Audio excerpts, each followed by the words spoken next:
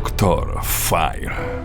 Realmente nosotros estamos en un momento en que estamos descubriendo grandes mensajes venidos del espacio, Ignacio. Doc, una pregunta al margen, ¿no? ¿Cuándo comienza la carrera espacial? Es decir, más o menos de cuándo el ser humano, obsesionado con conocer lo que está fuera de nuestro planeta, fuera de nuestras fronteras terrestres, logra resultados concretos, porque sabemos, y lo hemos aprendido acá con usted, Doc, que hay búsquedas milenarias del hombre en la antigüedad con solo la observación, con solo el ejercicio de la ingeniería, la matemática, la física. Mira, la carrera espacial, la exploración, primero uno, mira, por ponerte a alguien, recordemos a este viaje a la luna, cuentos, novelas de ciencia ficción donde ya se plantean las primeras exploraciones, al menos de este último tiempo. Pero con los cohetes, Ignacio, comienza todo esto a principios del siglo XX. Comienza toda esta búsqueda que se va a ir desarrollando intensamente en la década de los 60. Quizá el momento más clave de toda la exploración espacial se da entre los 50 y los 60 y continúa hasta el día de hoy. Y en este sentido, Ignacio, decir lo siguiente, porque se están descubriendo cosas increíbles, Ignacio. Realmente vamos a ver cosas asombrosas del universo hoy día. Pero para partir a lo que tú me dijiste, el sistema solar. Siempre hemos pensado, se ha tenido un modelo del sistema solar que es este que estamos viendo en pantalla.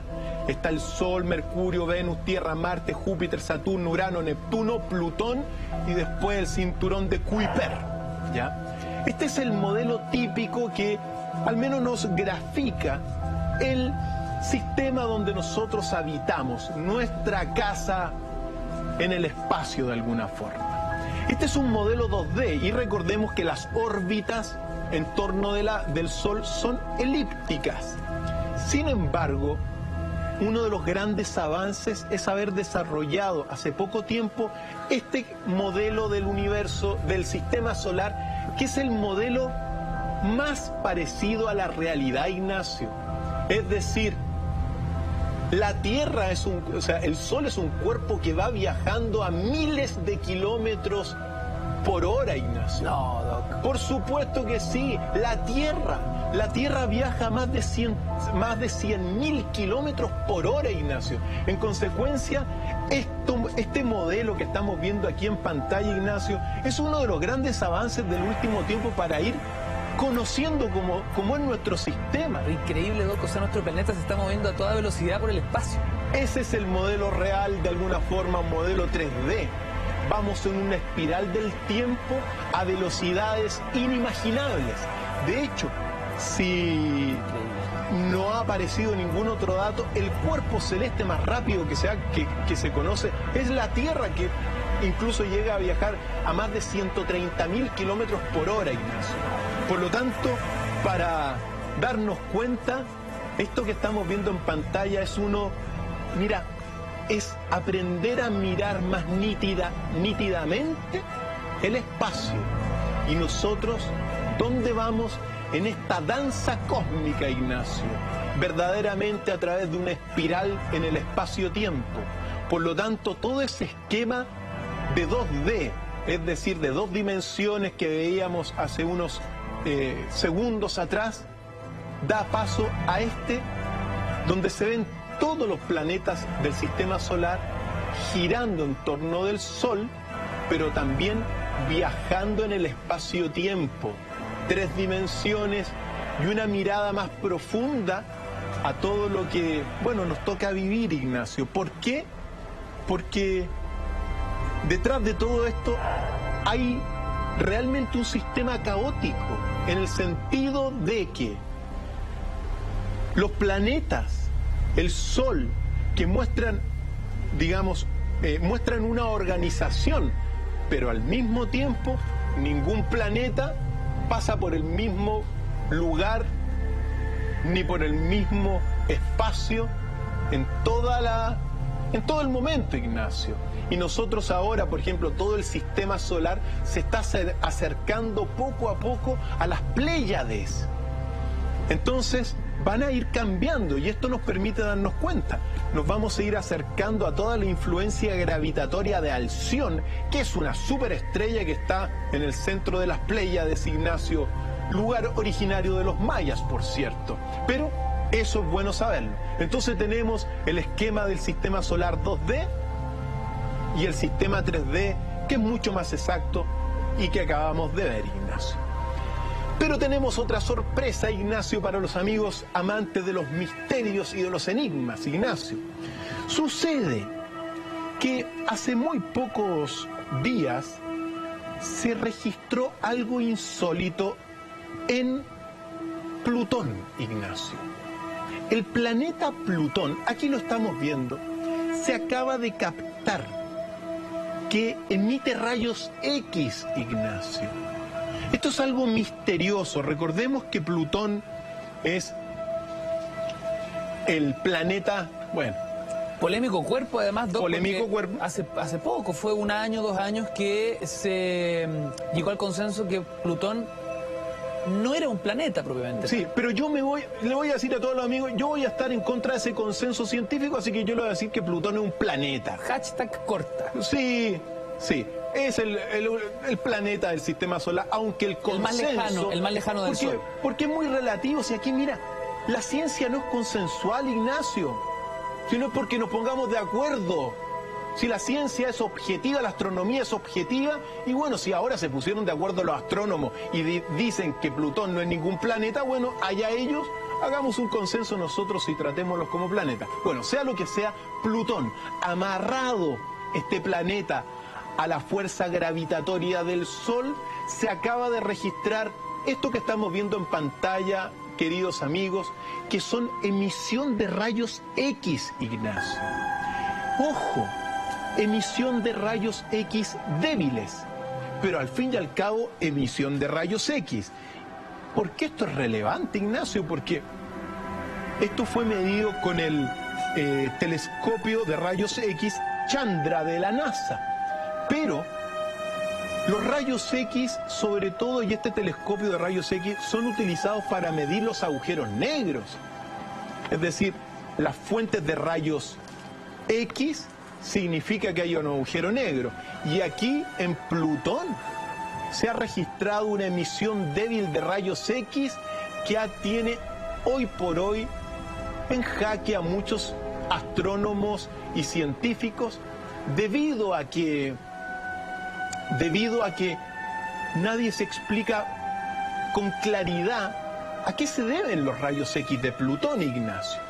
Y claro, la primera explicación científica es que esto se da por una combinación de los rayos solares que chocan con la atmósfera de Plutón. Y es la imagen que vemos aquí a la derecha, en azul, son los rayos X. Entonces, ¿por qué esto es relevante? Porque es evidencia de que este planeta podría tener una atmósfera mucho más compleja de lo que en un momento dado se ha creído, Ignacio. Entonces, gran descubrimiento de los últimos días, Ignacio. Por eso, dicho esto, vamos con lo próximo, que es lo que se llama, vamos a contemplar la danza sagrada de Venus, Ignacio. Es cierto, Doc, que entre nuestro planeta, la Tierra, y el planeta Venus existe una suerte de geometría sagrada. Es lo que estamos viendo aquí en pantalla. Detengámonos aquí, porque esto es precisamente lo que muestra la danza sagrada o geometría sagrada del movimiento de Venus y también de la Tierra y el Sol, porque estas imágenes muestran 8 años de la órbita de Venus o 5 ciclos sinódicos, que es igual a 584 días, que son los días que tarda Venus en alinearse con el Sol con respecto de la Tierra. Una conjunción muy especial pero que en este viaje que estábamos viendo permite generar esta bellísima, mira, se le ha llamado una flor cósmica. Es tan impresionante porque precisamente, como te decía, una conjunción o una rosa cósmica que se forma por el ciclo sinódico de conjunciones inferiores con el Sol en una coincidencia matemática asombrosa. 13 revoluciones de Venus equivalen casi exactamente a 8 revoluciones o años de la Tierra. Doc, queremos aprender más acerca de esta danza sagrada que se forma justamente entre nuestro planeta y Venus, pero al regreso hacemos un breve alto y seguimos haciendo más mentiras verdaderas. Noche de viernes, un viaje por el cosmos, un entendimiento por nuestro espacio. Vamos y volvemos junto a Dr. Fry. Este es un descubrimiento de no hace mucho tiempo, obviamente, hace muy poco tiempo, pero que te muestra cómo el universo verdaderamente está escribiendo dentro de una geometría sagrada, al menos esta maravillosa conjunción de alguna forma o confluencia de órbitas fantásticas entre la Venus, la Tierra y el Sol, evidentemente. Increíble, Doc, parece un tatuaje tribal, parece una flor verdaderamente. Se habla de la rosa cósmica o una danza fractal, Ignacio, pero que aprendamos una cosa, Ignacio. Hay un principio universal que es, mira, se habla de una substancia pensante. Una substancia pensante universal. Pues esto que estamos viendo en pantalla es una verdadera revelación de cómo está escrito el cosmos, Ignacio. Cómo está escrito, bueno, el espacio donde vivimos. Y obviamente da para ir profundizando en muchas cosas porque, como decíamos, hay una proporción 5:8 o de alguna forma también 5:8, que son 13 órbitas de Venus coinciden con 8 órbitas de la Tierra. Esa es la proporción 5:8 que decía, que se da esa proporción y que te permite la formación de esta geometría sagrada en esta danza cósmica. Y al mismo tiempo se forma un pentagrama, Ignacio, en esta danza.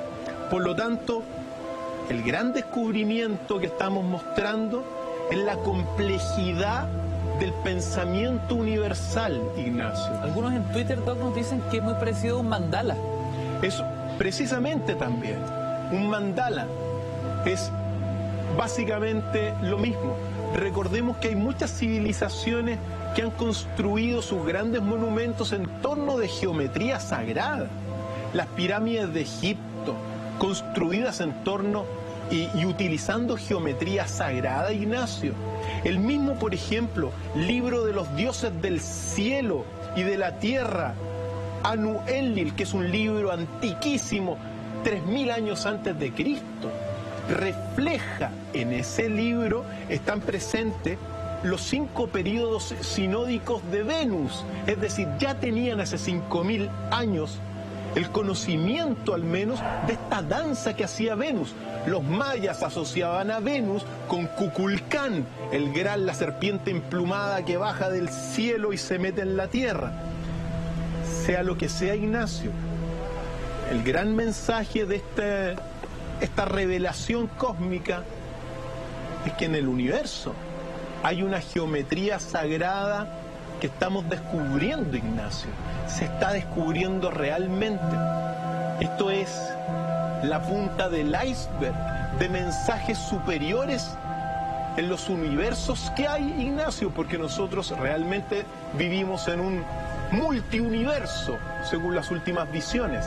Entonces, aquí también se está observando claramente, en este modelo científico, el pentagrama que se da dentro de esta danza cósmica, Ignacio.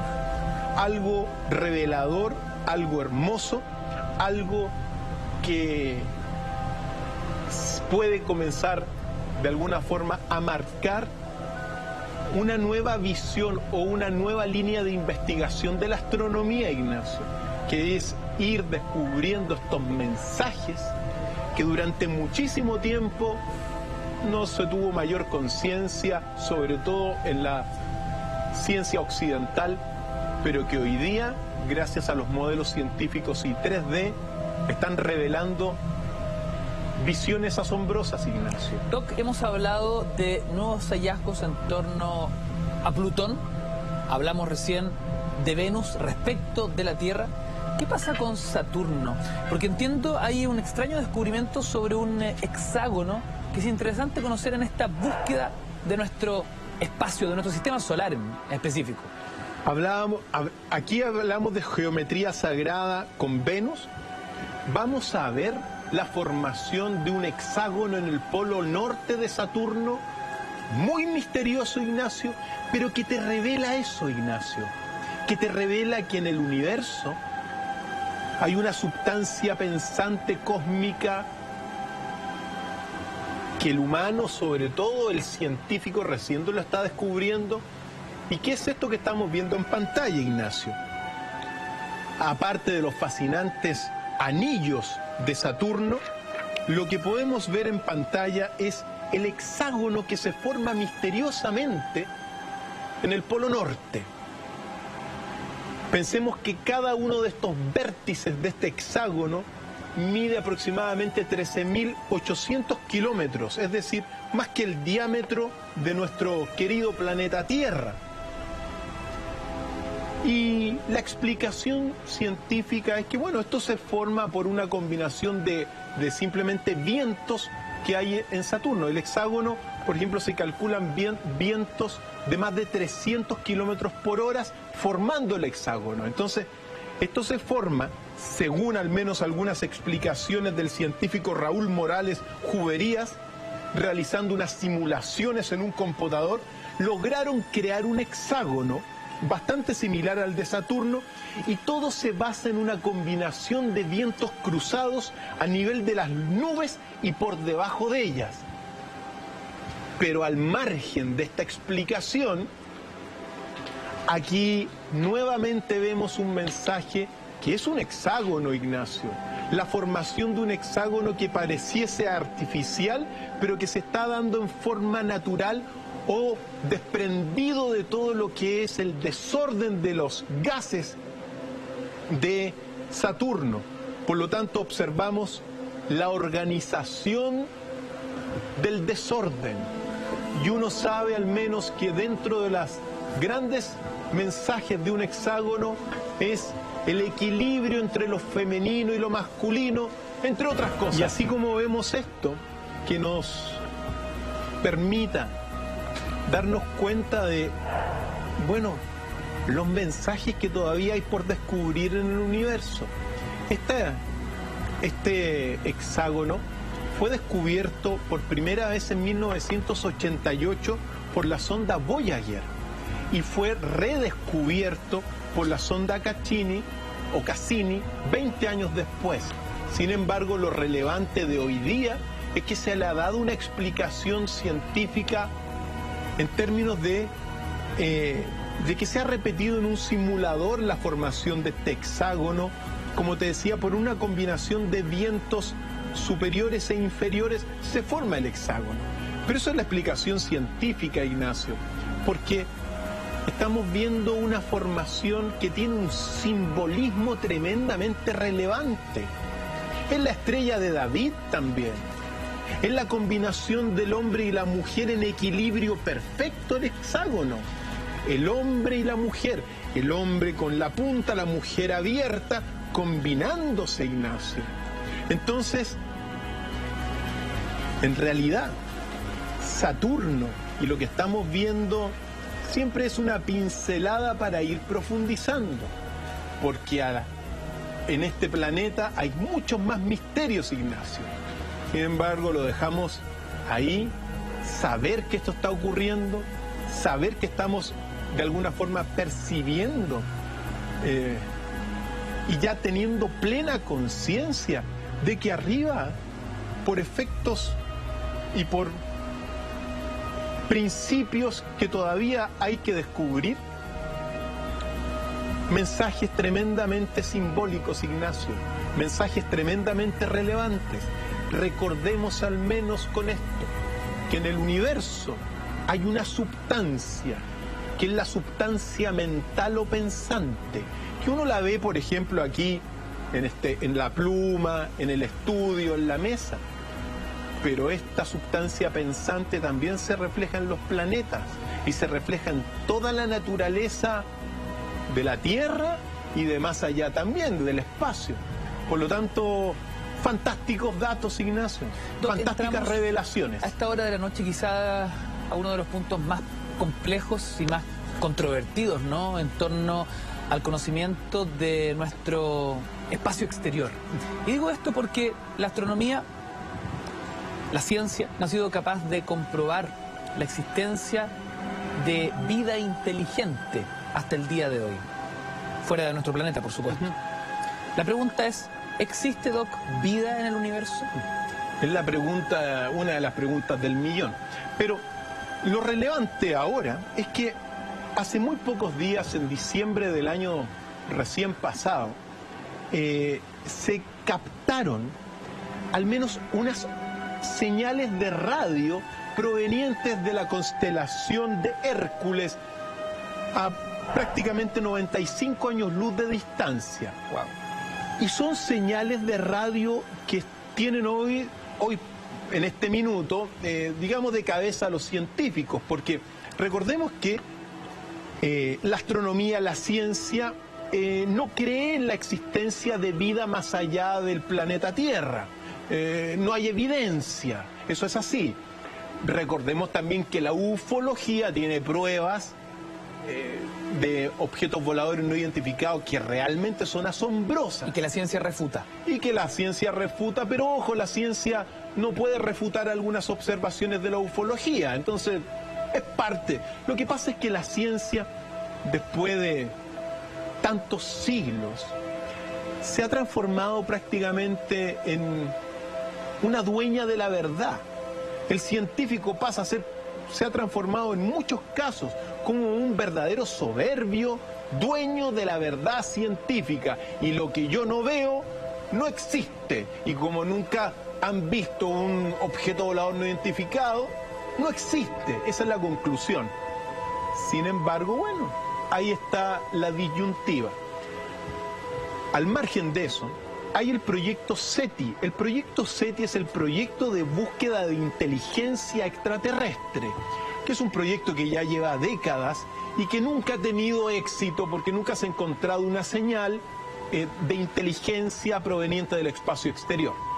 Pero, como te decía, científicos de la Universidad McGill de Canadá detectaron 6 señales de radio, Ignacio, procedentes de esta región cercana a la constelación de Hércules, es decir, mucho más allá de la Vía Láctea, y que hoy son conocidas como ráfagas rápidas de radio. El problema es que estas ráfagas rápidas de radio no se tiene claridad en que o son enviadas de una forma, o sea, a partir de alguien o de una civilización inteligente, o realmente son productos azarosos de una conjunción estelar, de agujeros negros o de otro fenómeno que puede ser relevante en esa región, Ignacio. Por eso, hasta el momento, la hipótesis más aceptada sobre estas ráfagas es que son producto de la colisión de 2 estrellas de neutrones. Pero, sea lo que sea, entra dentro de esta exploración de la vida y de la inteligencia extraterrestre. No se tiene la más plena conciencia qué es lo que son efectivamente, pero se han repetido, y eso es lo que está hoy día llamando mucho la atención de estos científicos allá en Canadá, Ignacio. ¿Son estas señales inteligentes o son otras señales de fenómenos como en este caso posibles estrellas de neutrones. Las estrellas de neutrones, recordemos que en muchos casos dan paso a la formación de agujeros negros que emiten rayos X, los agujeros negros, entre otras cosas. Así que lo interesante es que al menos hay grupos de científicos duros, de astrónomos, que están abiertos a la posibilidad de que no exista, o sea, de que exista vida inteligente. Alucinante enigma este, Doc. Por supuesto que sí. Pero como te decía, y siempre a veces la gente se confunde, pero uno tiene que decirle a los amigos que frente a esta gran pregunta sobre si hay vida o señales de vida en el universo, fundamentalmente hay dos grandes visiones. La visión de la ciencia, de la astronomía, que al no tener evidencia concluye de que no existe, y la visión de la ufología, que al tener evidencia te dice que y puede concluir de que existe vida inteligente. Esas dos visiones. Claro, si a mí me preguntan, Ignacio, bueno, ¿qué dice la ciencia? La ciencia te dice que no hay vida más allá de nuestro planeta. Así de claro. Pero si me preguntan desde el punto de vista de la ufología, te podemos decir que sí hay, desde el punto de vista de la ufología. E incluso hay observaciones ufológicas que los científicos no la han podido ni siquiera descartar, Ignacio. Por eso es un tema fascinante. Doc, pregunta importante a esta hora de la noche. ¿Qué demonios son las llamadas estrellas binarias? Las estrellas binarias las vamos a ver aquí en un modelo científico, pero ¿por qué son relevantes? Y las vamos a ir explicando rápidamente, porque hace pocos días científicos del Colegio Calvin en Estados Unidos, en colaboración con el Observatorio Apache Point y la Universidad de Wyoming, informaron que en el año 2022 se producirá un cambio en el cielo nocturno que podrá ser visto a simple vista. Y este cambio precisamente se va a generar, o se generaría, por la combinación y la explosión de las estrellas binarias, Ignacio. Las estrellas binarias son estrellas que están amarradas gravitatoriamente. ¿Qué significa eso? Que están amarradas, que giran una en torno de la otra. Están, en ese sentido, conectadas por la gravedad. Giran en torno de un centro gravitatorio. En consecuencia, en un momento dado comienzan a intercambiar, más bien dicho, la de mayor gravedad suele comenzar a comerse a la otra. Después de un tiempo, las predicciones científicas señalan que es posible que estas estrellas binarias entren en un estado de explosión debido a estos fenómenos que se están viendo. Pues si todo esto es así, esta explosión que podría ocurrir, o al menos se predice que va a ocurrir en el año 2022, va a ser tan grande que va a ser vista, a simple vista en el cielo nocturno, bueno, de todo nuestro planeta. Y que es estas dos estrellas amarradas gravitatoriamente o girando en torno de un centro gravitatorio. Evidentemente la de mayor gravedad absorbe a la otra y se pueden generar explosiones que son verdaderos cataclismos cósmicos, porque no solamente emiten luz visible, sino que también ondas de radio, rayos X y bueno, otras frecuencias del espectro electromagnético. Por lo tanto, uno se pregunta, por ejemplo, hay muchas estrellas que están cercas. Por ejemplo, Alfa Centauro en realidad son Alfa Centauro y Próxima Centauro. Bueno, se ven como una estrella. No están aparentemente no están tan cercanas como esta, pero cuando se comienzan a acercar, es muy posible que un cataclismo cósmico se detone al atraerse gravitatoriamente. y al pasar el material de una a la otra y comienza a ser absorbida, en un momento dado explota en una de estas, bueno, señales del espacio que son muy relevantes, porque es como si en el año 2022 vamos a ver como que algo se ilumina en una región del espacio. Va a cambiar de alguna forma este firmamento eterno que hay. Piensa tú que las estrellas que están en el firmamento, las estrellas lejanas, son estrellas eternas para uno, Ignacio. Doc, así como este descubrimiento que es muy interesante, ¿qué son los llamados agujeros de gusano? Los agujeros de gusano es esto que, al menos este modelo que lo estamos viendo. El agujero de gusano es un túnel en el espacio-tiempo, Ignacio.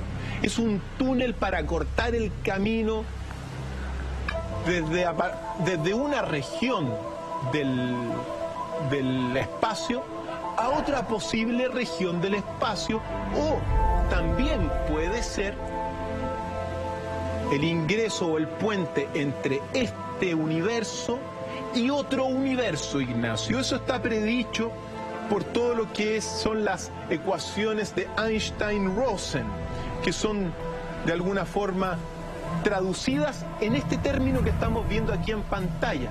Son los llamados agujeros de lombriz y están, como te señalaba, predichas o consistentes con la relatividad general de Einstein, en el sentido de que son puentes del espacio, Ignacio. Son puentes hipotéticos en el sentido de que hasta el momento nadie ha viajado, pero sí teóricamente existen.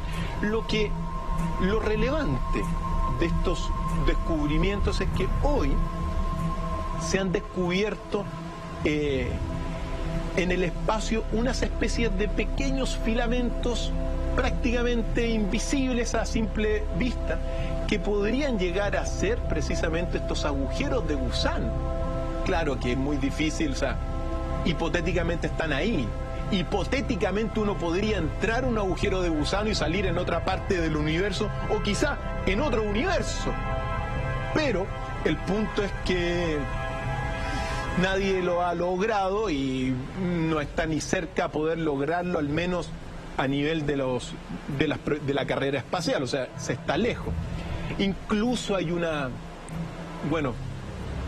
se dan estas paradojas, porque tú puedes entrar en un tiempo al agujero de gusano, pero no sabes dónde vas a salir, Ignacio. O sea, una forma de viajar por el espacio-tiempo, en teoría. En teoría es eso, son túneles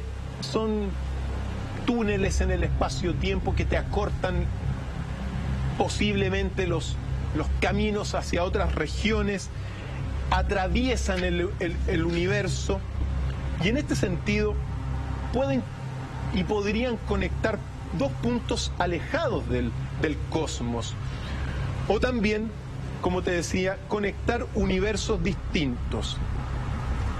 La pregunta aquí siempre se plantea: ¿se puede viajar en el espacio-tiempo? ¿Es posible hacer la máquina del tiempo? Pues bien, muchos teóricos, físicos, matemáticos, astrónomos, evidentemente están trabajando sobre la base de estas curvaturas del espacio-tiempo. Y eso es otra cosa relevante. Los agujeros de gusanos son curvaturas del espacio-tiempo. Recordemos que la gravedad, es decir, esta fuerza que atrae los objetos hacia la Tierra, que es siempre atractiva, siempre atrae, te curva el espacio-tiempo. Y los agujeros de gusano, al igual que los agujeros negros, curvan el espacio-tiempo y podrían formar túneles.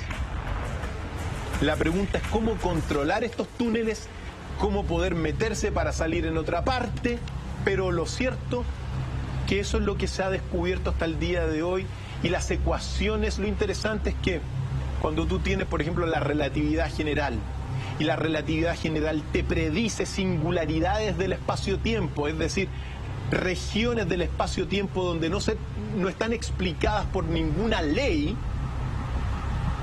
se dan posibilidades como los agujeros de gusano, que ahí donde no hay ninguna ley, hay una especie de regularidad de puente gravitatorio y quizá cuantas otras cosas, otras leyes que permitan viajar en el espacio. Algo sorprendente, porque podríamos estar comunicados y podemos construir uno de estos o poder acceder a estas observaciones que se tienen en el cielo. Quizás se podrían acceder a otros mundos, Ignacio, otros universos. Por eso es muy relevante, porque a partir de estos agujeros de gusano y a partir de los agujeros negros también, uno no puede hablar en estricto rigor de que vivimos en un universo. En realidad, la visión que hoy día se tiene es que estamos viviendo en un multiuniverso, conectados hipotéticamente o posiblemente por estos agujeros negros o también agujeros de gusanos. Estos mencionados agujeros negros, Doc, me gustaría que los descubriésemos a la vuelta del corte. Además, ¿qué es un cuasar? Grandes preguntas, aún sin resolver, pero que ponemos los antecedentes sobre la mesa. Hacemos un recorrido por el sistema solar, por nuestro cosmos. Vamos y volvemos junto a Dr. File, noche de viernes, en Mentiras Verdaderamente. Doc, antes del corte hablábamos de agujeros negros y también le planteaba una pregunta que para muchos puede ser un gran enigma. ¿Qué son los llamados cuasares? ¿Qué es un cuasar? ¿Cuál es su función en el esquema del universo? Bueno, se están descubriendo las funciones de los cuásares, pero lo relevante de los cuásares es que, y la noticia quizá más relevante hoy día, es que se han descubierto 200.000 cuásares en el universo. ¿Y qué son los cuásares exactamente?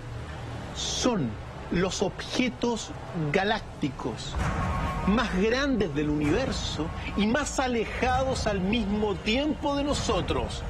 Es decir, son los más lejanos, los más grandes y los que se alejan de nosotros a mayor velocidad que existe. Recordemos que el universo es un universo en expansión, se está inflando hacia todos lados. Pues bien, los cuásares son los más lejanos de todos, son apenas perceptibles. Mira, con telescopios chicos no se pueden ver, solamente con telescopios grandes se pueden observar. Y aquí está digamos, se especula en realidad qué son estos objetos, porque emiten rayos X. Los rayos X son señales de la presencia de agujeros negros. Entonces, una de las explicaciones a estos misteriosos objetos, que, repito, son los más lejanos que están viajando en el espacio-tiempo, los más distantes, pero los que viajan a mayor velocidad, alejándose de nosotros. Entonces, se plantea la explicación debido a las ondas que emiten, ondas de rayos X, que pueden llegar a ser unas especies de super agujeros negros masivos que se están comiendo muchas galaxias. O de alguna forma son como estas aspiradoras galácticas, que son los agujeros negros, pero súper masivos, y que son, bueno, piensa tú que se calcula que uno de estos cuásares podría llegar a contener o podría ser similar o equivalente en luz y en energía gravitatoria a 1 billón de soles, es decir, 1.000 millones de soles reunidos en estos objetos lejanos que se están viajando muy rápido, se están expandiendo a mucha velocidad, pero que son una especie de máquinas gigantescas devoradora de material galáctico, estrellas, etcétera, están cayendo ahí. Pero eso es lo que se está planteando, porque en estricto rigor no se sabe exactamente qué son los cuásares.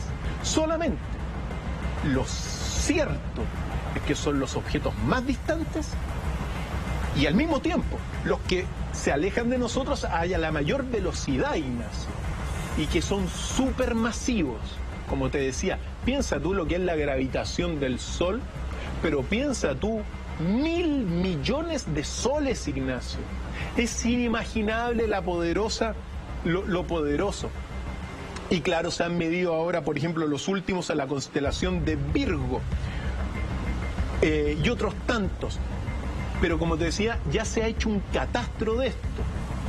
Y se apunta a que haya más o menos visibles unos 200.000 cuásares que podrían llegar a ser esto que señalamos, Ignacio, algo muy relevante.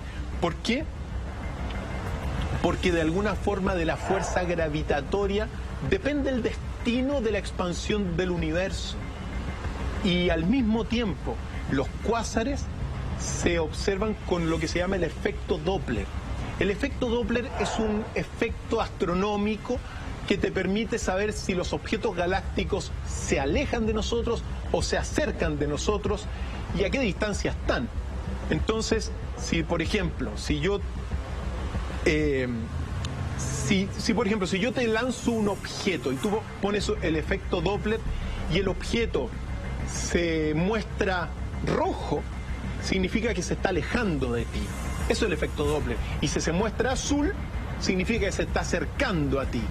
Por lo tanto, lo sorprendente de los cuásares, que muestran un corrimiento hacia el rojo muy elevado, muy elevado. Por lo tanto, mientras más rojo, más distante y a mayor velocidad se están alejando de nosotros.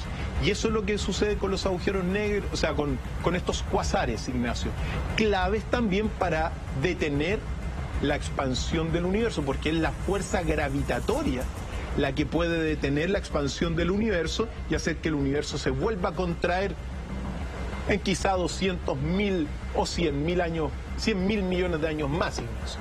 Por lo tanto, los cuásares, un elemento clave en toda la arquitectura del universo, y que hoy por hoy, al menos el catastro que se tiene, es contundente para fijar los ojos en qué es lo que realmente son, qué funciones están cumpliendo y bueno, seguir aprendiendo del universo, Ignacio. Doc, entremos en materia, porque ya hablamos de las diferencias que existen entre un agujero de gusano y un agujero negro. Pero, ¿qué es finalmente un agujero negro? ¿Qué es? Esa es la pregunta del millón. Entonces, mira, un agujero negro, Ignacio, es una región del espacio que está absorbiendo todo el material galáctico. Es una aspiradora galáctica. Y al mismo tiempo, y aquí está lo relevante, desde el punto de vista del lenguaje científico, claro, se le dice agujero negro porque lo que cae adentro del agujero negro no vuelve a este universo. Y porque hay un límite en el horizonte de sucesos y en el límite de Chandrasekhar, hay un límite que, bueno, lo que ingresa a ese límite, al horizonte de sucesos, no vuelve a este universo. Entonces aquí está la pregunta, ¿qué es lo que son? Que en realidad, Ignacio, claro, uno dice agujero negro y la gente se asusta, pero por efectos bastante prácticos, uno tiene que abrir el lenguaje científico y decir que los agujeros negros son verdaderos portales de nuestro universo, Ignacio. Son técnicamente singularidades del espacio-tiempo, lugares del espacio donde la curvatura del espacio-tiempo se hace infinita y en consecuencia es la más poderosa fuente de atracción gravitatoria que existe y que se generan sobre todo por la explosión, o más bien dicho, implosión de las estrellas de neutrones, que tienen mucha gravedad. Entonces, al tener tanta gravedad, estas estrellas de neutrones, en vez de explotar, implosionan. ¿Pero qué es lo que son? Entonces, claro, unos dicen que son agujeros negros, pero también uno no puede descartar que sean portales, Ignacio. Y eso quizá es el mensaje que tenemos que poner en la mesa, porque podrían ser hipotéticamente puntos que nos pueden llevar a otros lugares del universo a través quizá de agujeros de gusanos también que hayan adentro, o quizá a otros universos. También, mira, la ciencia siempre tiene el problema que descubre cosas y no sabe qué nombre ponerle. Eso ocurre frecuentemente. Entonces, claro, son regiones que en un principio se pensaba que no emitían ninguna, que ni siquiera la luz podía salir, pero ya se sabe que los agujeros negros emiten rayos gamma, por ejemplo, y emiten otra serie de rayos que, bueno, entonces están emitiendo rayos también perceptibles por la ciencia actual. Entonces, momentito, ya no son tan negros que digamos. Sobre todo cuando uno recuerda que, por ejemplo, en el centro de quizá la gran mayoría de galaxias como nuestra Vía Láctea gira en torno de un agujero negro. Es decir, estos brazos espirales que giran y se ordenan gravitatoriamente gracias a un centro gravitatorio que lo está trayendo todo. Estamos amarrados gravitatoriamente a un agujero negro. Pero ¿sabes cómo le decían los mayas a este centro gravitatorio? Unapku, el único dios dador del movimiento. O sea, para los mayas, por ejemplo, el agujero negro era el dios que da el movimiento, Ignacio, y al cual nosotros estamos conectados y hacia allá vamos gravitatoriamente hablando, Ignacio. Son tan relevantes porque en realidad cada galaxia anda como en su tiempo aparte. Es decir, si se acercan dos galaxias pueden ser atraídas por su fuerza gravitatoria, pero de alguna forma son como las galaxias, gracias a los agujeros negros, son como universos islas, Ignacio. Así se le llamaba antes a las galaxias, universos islas. Andan cada uno en su sistema de alguna forma, gracias a este Dios dador del movimiento. Entonces, ¿por qué son relevantes los agujeros negros? No solamente porque son o serían los encargados de detener la expansión del universo, porque es la fuerza de gravedad la que detiene la expansión del universo. Entonces, si hay la suficiente fuerza de gravedad, por ejemplo, contenida en agujeros negros, que es mayor a la del ritmo expansivo del universo, es posible que el universo se vuelva a contraer. Pero eso es una visión científica, porque también pueden ser portales, Ignacio. También el agujero negro están emitiendo señales desde el centro de la galaxia hasta la periferia de las galaxias, Ignacio, constantemente. Rayos gamma. ¿Qué información puede ir ahí? La luz emite información, Ignacio, y lleva información. Entonces, ¿por qué esto es relevante? Porque uno puede decir que, claro, los agujeros negros son agujeros negros, son singularidades del espacio-tiempo, son los encargados de detener la expansión del universo, pero son portales también, Ignacio, portales hacia otros mundos y hacia otros universos, y también pueden llegar a ser concebidos como dioses, Ignacio. Entonces, pongamos los conceptos en la mesa y veamos qué realmente son los agujeros negros. ¿Por qué? Porque evidentemente cuando Hawking descubrió incluso que emitían ciertos rayos, ya no son tan negros, pues. Incluso los cuasares en un momento dado se pensó que eran los agujeros blancos, es decir, la otra cara de los agujeros negros. El agujero negro te atrae la energía del espacio hacia un centro, pero esa energía ¿hacia dónde va? Puede ser hacia otro lado donde sale esa energía. Agujeros blancos, agujeros negros, agujeros blancos. Pero agujeros blancos todavía no se han descubierto, pero sí se plantean hipotéticamente su existencia. Por lo tanto, los agujeros negros realmente uno tiene que ponerlos dentro de la categoría de enigma de la ciencia. Y yo siempre mira, la ciencia avanza de verdad en verdad, de verdad menos explicativas a verdades más explicativas. Pero venir a decir que un agujero negro ya lo saben completamente qué es lo que son, siempre hay que tener más prudencia a nivel científico, cosa que se ha olvidado el último tiempo por estos poseedores de la verdad y de la soberbia, Ignacio. Pero eso es así. Es importante tratar de entender las dimensiones, ¿no? Es abismante el tamaño del universo, pero ¿cómo podemos buscar ciertas claves para saber, por ejemplo, qué tan grande es nuestro universo? Nuestro universo, aquí lo tenemos al menos en un esquema bastante didáctico. Es como un dedal. Mira, esto es una visión lateral, es un corte al universo. Pensemos que el universo se infla hacia todos lados. Eso es un corte transversal en ese sentido. Doc, hagamos un trato. Con esta imagen, la gente puede empezar a especular sobre lo que Dr. File nos va a explicar al regreso. ¿Qué tan grande es el universo? Pregunta que descubrimos en breves minutos. Hacemos un corte y seguimos con más mentiras verdaderas. Noche de viernes acá en la red.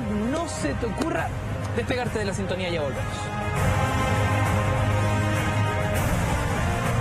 Dr. File, antes del corte hablábamos sobre qué tan grande puede llegar a ser nuestro universo. Tenemos una gráfica que nos puede hacer más didáctica esta respuesta, ¿no? Así es. Entonces, mira, científicamente el hombre conoce aproximadamente un 5% del universo total. Un poquito más, un poquito menos. Pero a partir de estas proyecciones se ha podido establecer este modelo del universo. Y en consecuencia uno tiene que decir lo siguiente. Nuestro universo, desde la explosión inicial que está a la izquierda en blanco, hasta el momento presente, tiene aproximadamente unos 13.600 millones de años a 13.700 millones de años. Esa es, digamos, la edad del universo. Dentro de este universo, dentro de nuestro universo, ha pasado por 4 grandes estados macroevolutivos. Es decir, el vacío inicial, que es un pleno energético antes de la explosión, había un pleno de energía que se le llama el vacío, científicamente. Después aparece la materia, 300.000 años después del Big Bang, donde se forma propiamente tal el primer átomo de materia, 300.000 años después del Big Bang. Después, aproximadamente hace 3.500 millones de años desde el presente, o 10.100 millones de años desde el Big Bang, apareció la célula, que es señal de la vida en el universo. Esta vida evoluciona y con la señal de la escritura es la aparición de la conciencia en el universo. Conciencia en este sentido que marca el inicio de la historia. Evidentemente habíamos conciencia antes, pero bueno, esa es más o menos la visión del universo. Vivimos en un universo que ha ido de lo simple a lo complejo en estos 13.600 millones de años, que ha pasado por 4 grandes estados macroevolutivos y que hoy día estamos enfrentando el 5.º salto evolutivo, que es el paso a la sabiduría espiritual. Por lo tanto, vacío, materia, vida, conciencia y sabiduría espiritual. ¿Qué es lo que viene? Un universo en este sentido que, si es que comenzó en un Big Bang, tiene un principio y en ese sentido es finito, pero al mismo tiempo ilimitado, porque se pierde el universo en las singularidades de los agujeros negros. Entonces es bien controvertido. Algunos dicen que el universo, no, el universo es infinito.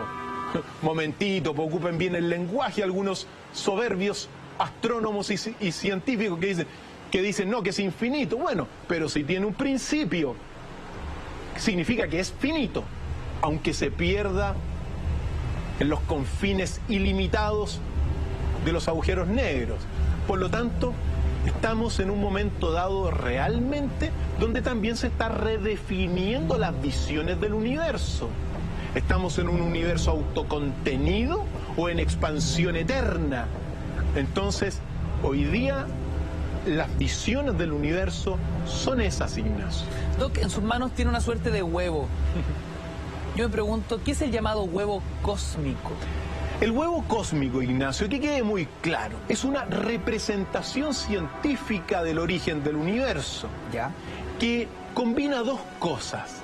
todo lo que son las observaciones, por ejemplo, del satélite COBE de la NASA de 1992, sacada por el astrónomo George Smoot, a las cuales se le aplicó la relatividad general de Einstein que curva todo el espacio-tiempo.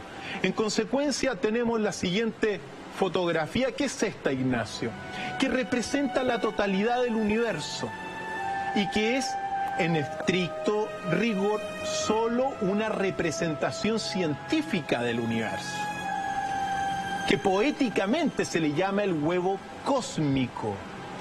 Entonces, importantísimo, Ignacio, porque estamos viendo dentro de esta visión un universo que sale de un huevo de alguna forma, sí.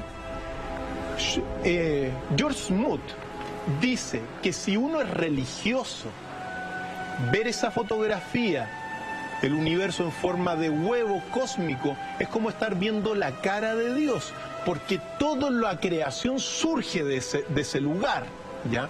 Entonces, aquí tenemos este huevo cósmico.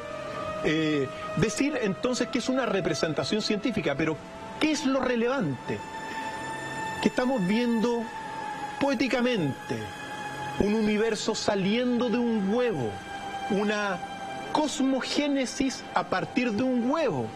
Pero cuando llegamos a la Tierra, nos damos cuenta que también todas las formas de vida, la gran mayoría de formas de vida, surgen de huevos, Ignacio. El ser humano surge de huevos, los animales surgen de huevos, adentro de la guata de las hembras o afuera, los depositan. Por lo tanto, lo relevante de esta visión es que estamos viendo una cosmogénesis, el universo saliendo de un huevo, que se replica en una antropogénesis, el ser humano y la vida en nuestro planeta surgiendo de huevos. Solamente para que estudien los amigos en casa y lo investiguen la geometría sagrada del huevo y van a descubrir a las mismas pirámides adentro de la geometría sagrada del huevo, porque el huevo es una elipse matemática, la única figura geométrica asimétrica, Ignacio, algo que es parte de los misterios que lo dejamos ahí nomás, sobre el universo, Ignacio, algo relevante. Doc, ¿qué hubo antes del Big Bang? Me pregunto esto porque hemos aprendido tantas veces y hemos discutido tanto que el Big Bang es el comienzo de todo, la gran explosión. Pero claro, antes de esa gran explosión, la que formó el universo como lo conocemos, los planetas, la Tierra girando alrededor del Sol, ¿qué hubo antes del Big Bang? ¿Qué consensos existen científica o astronómicamente en torno a ese episodio previo? Hay un consenso, Ignacio, pero por tiempo no lo voy a poder decir. Pero decir una cosa nomás, Ignacio. A modo de conclusión. Antes del Big Bang había algo. Por lo tanto, el universo que nosotros conocemos no sale de la nada, Ignacio. Nada sale de la nada. Cualquier visión que pretenda decir que el universo sale de la nada no es consistente con la ciencia. Antes del Big Bang hay un vacío, es decir, un pleno de energía, Ignacio. Pero eso, tema para otro episodio.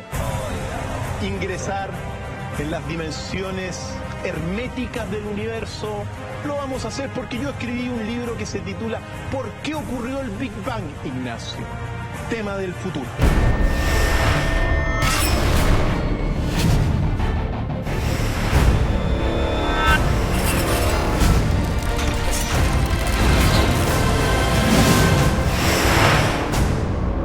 Doctor Fire.